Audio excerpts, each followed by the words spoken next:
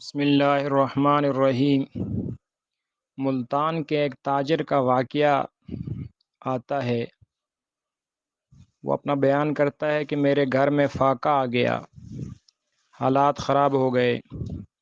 گھر والی نے کہیں چھپا کر 1000 روپیہ رکھا ہوا تھا۔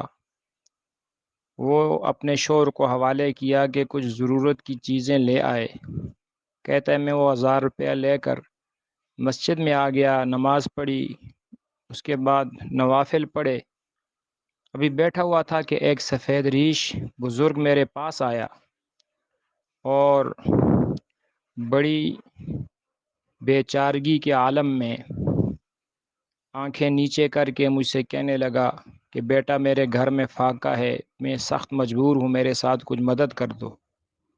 میں نے دل میں سوچا اب کیا کروں، بہرحال 1000 روپیہ اس کو دے دیا۔ گھر آیا، بیوی سے کہا کہ وہ تو میں نے کسی غریب کو دے دیا۔ وہ بھی اللہ کی نیک بندی تھی، اس نے کہا چلو اللہ مالک ہے۔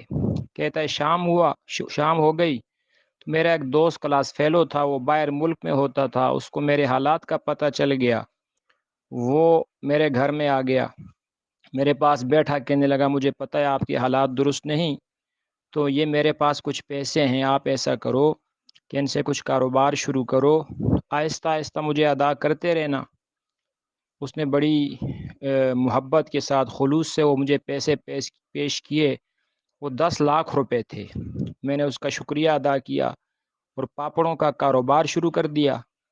کہتا ہے پھر میں نے الحمدللہ شریعت کے اصولوں کے مطابق کاروبار کیا، منافع بہت کم رکھتا، میرا کاروبار بڑھنے لگا۔ میں نے تہیہ کر لیا کہ میں روزانہ جتنا منافع ہوا اس کا 5% غریبوں پر، مساکین پر، بیواؤں پر خرچ کروں گا۔ کہتا ہے یہ سلسلہ چلتا رہا۔ کہتا ہے ایک دن ایسا ہوا کہ میں نے اخبار میں ایک مضمون پڑھا، ایک یہودی تاجر اپنا واقعہ سناتا تھا کہ میں روزانہ اپنی تجارت میں جتنا مجھے پرافٹ ہوتا ہے، منافع ہوتا ہے، 10% غریبوں پر خرچ کرتا ہوں، پھر رات کو گھر جاتا ہوں۔ تو کہتے ہیں مجھے بڑی شرم آئی کہ ایک یہودی ہو کر وہ روزانہ اپنے پرافٹ کا 10% خرچ کرے اور میں مسلمان ہو کر 5% خرچ کروں۔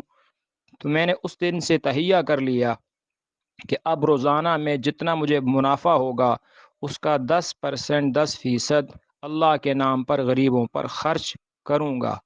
تو کہتے اللہ تعالیٰ نے تھوڑے ہی عرصے میں وہ 10 لاکھ روپیہ جو میرے دوست کا قرضہ تھا وہ بھی ختم کر دیا، اور اب الحمدللہ میں روزانہ ہزاروں روپے غریبوں پر خرچ کرتا ہوں۔ اللہ ہمیں بھی یہ جذبہ نصیب فرمائے، آمین یا رب العالمین۔